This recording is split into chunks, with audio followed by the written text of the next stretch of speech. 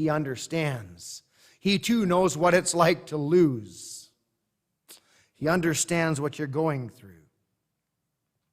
Then we move down to the story of Adam and Eve in the Garden of Eden.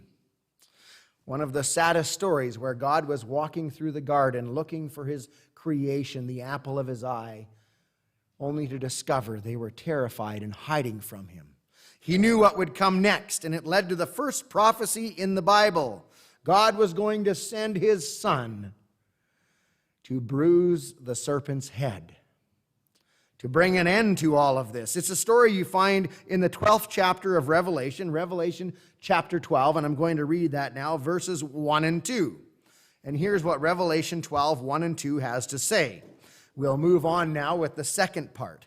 Now a great sign appeared in heaven, sun with the moon under her feet, and on her head a garland of 12 stars. Then, being with child, she cried out in labor and in pain. This is a picture of God's people waiting for Jesus to come the first time. The woman is the church. The church is pregnant. She has waited for the Messiah to come from one of her descendants. The whole Old Testament is the story of God's people waiting for deliverance, waiting for Jesus to come.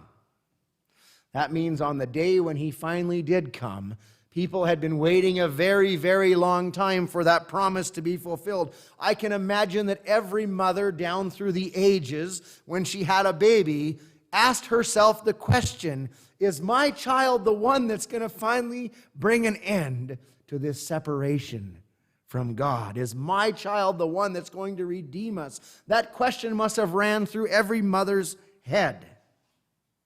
But as God's people waited, two distinct sides began to emerge from the human race.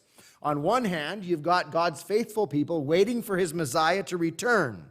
But on the other hand, if you can believe it, there are people who choose to govern themselves, who choose the side of Lucifer, who choose the idea that they do not need a God to rule them. They actually side with a dragon.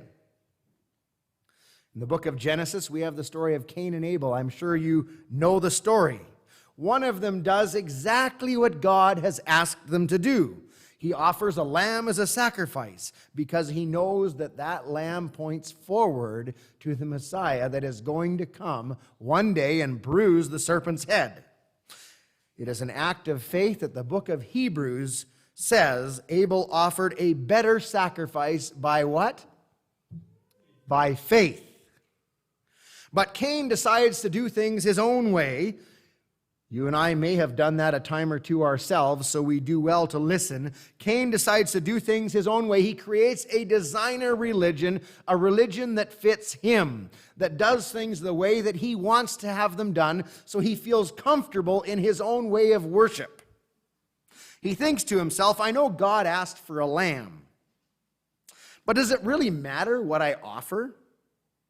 I'll just offer these fruits and vegetables. It's a lot easier for me. I don't have to go bother my brother and borrow a lamb and all that. I'll just give him what I have from the fruits of my labor. And then he thinks to himself, probably, isn't it the thought that counts? Does it really matter? Is God really all that fussy? Is God really all that petty? I'm sure he'll accept whatever I want to give him. And God is not fussy when it comes to people he will forgive. If you come to him and you ask for forgiveness with a sincere heart, it does not matter what you've done. He is not fussy about your past. He will forgive you. But he is fussy when it comes to the symbols that he chooses to point out his plan of salvation. When it comes to that, he does not compromise, and neither can you or I.